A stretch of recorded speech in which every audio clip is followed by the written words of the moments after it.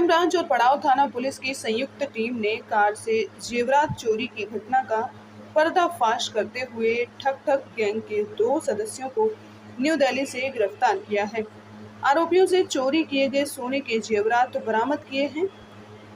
ठग ठग गैंग लोगों की कार में सूजा घुसाकर उसे पंचर कर चोरी की वारदातों को अंजाम देते थे और फिर दिल्ली भाग जाते थे। पकड़े गए आरोपियों से अन्य वारदातों के संबंध में पुलिस पूछताछ कर रही है।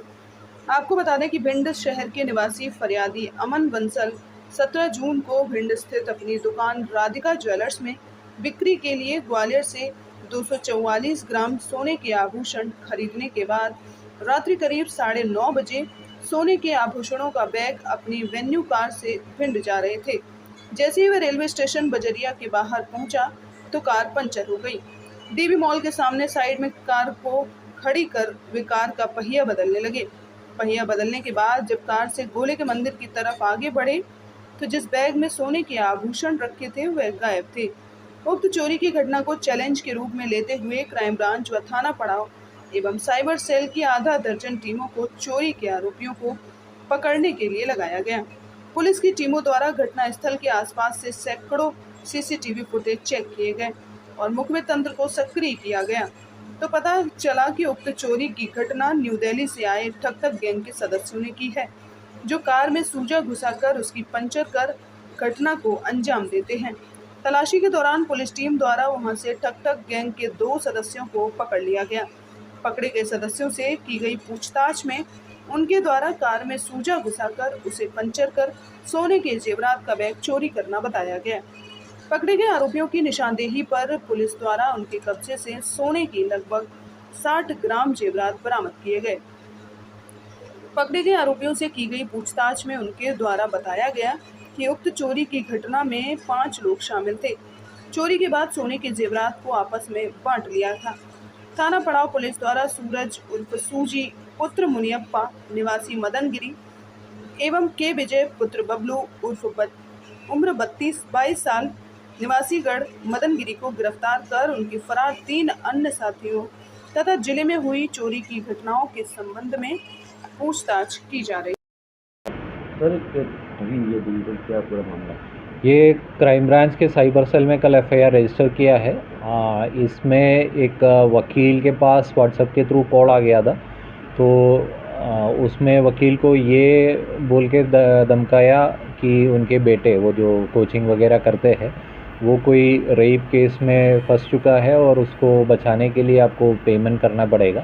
तो इनको ये फील हो गया कि ये एक्चुअल पुलिस कॉल कर रहे हैं और अपने बेटे किसी केस में फंस चुका है। तो वकील ने फिर जो व्यक्ति कॉल किया था उनके कहने के अनुसार एक अकाउंट में 7.5 लाख रुपए अमाउंट ट्रांसफ़र किया था। बाद में इनको पता चला है कि ये कोई केस उसमें नहीं है और ये उनके साथ फ्रॉड हो चुका है। तो उन्होंने ये मार्च की घटना है, मार्च में इन्होंने आवेदन दिया है। इसमें जो प्राइमरी जांच वगैरह भी कंप्लीट हो चुका है, उसके बेसिस पे हमने कल एफआईआर दर्ज किया है, वही आगे की कार्रवाई की जाएगी। सर, डिजिटल अरेस्ट के मामले लगातार काफ़ी बढ़ते जा रहे हैं, तो जैसे अपन देखते हैं बाकी मामलों में कई सारे कैंपेन पुलिस की तरफ से होते हैं, इसमें ऐसा कोई अभियान की शुरुआत? इसमें पुलिस मुख्यालय द्वारा स्टेट साइबर के जो मैसेजेस है, पैम्फलेट्स, पोस्टर्स तो व्हाट्सएप और अन्य माध्यम से प्रचार प्रसार कर रहे हैं। इसके अलावा हम भी ऐसे वो कॉन्फ्रेंस में ये बताना चाहते हैं कि लोग थोड़ा केयरफुल रहे।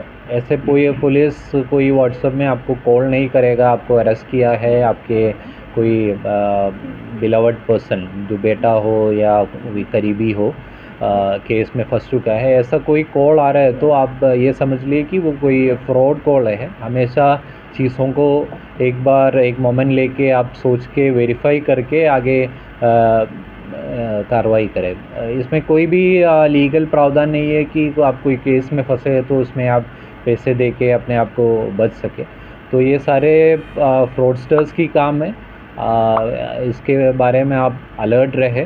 व्हाट्सएप और कोई अन्य टेलीग्राम जैसे ऐप में कोई अनजान नंबर से कॉल आ गया, पर्टिकुलरली ऑडियो और वीडियो कॉल आ गया, तो उसको काट दे और वो नंबर को ब्लॉक करें। अगर कोई घटना हो गया तो पहले साइबर सेल में एसपी ऑफिस में साइबर सेल में सूचना करें, और एक हेल्पलाइन नंबर है 1930, उसमें आपको कंप्लेंट रजिस्टर करने का ऑप्शन है, उसमें आप रजिस्टर करें। किसी भी हालत में, किसी भी परिस्थिति में आप किसी व्यक्ति को उनके कहने पे पैसा ट्रांसफ़र ना करें।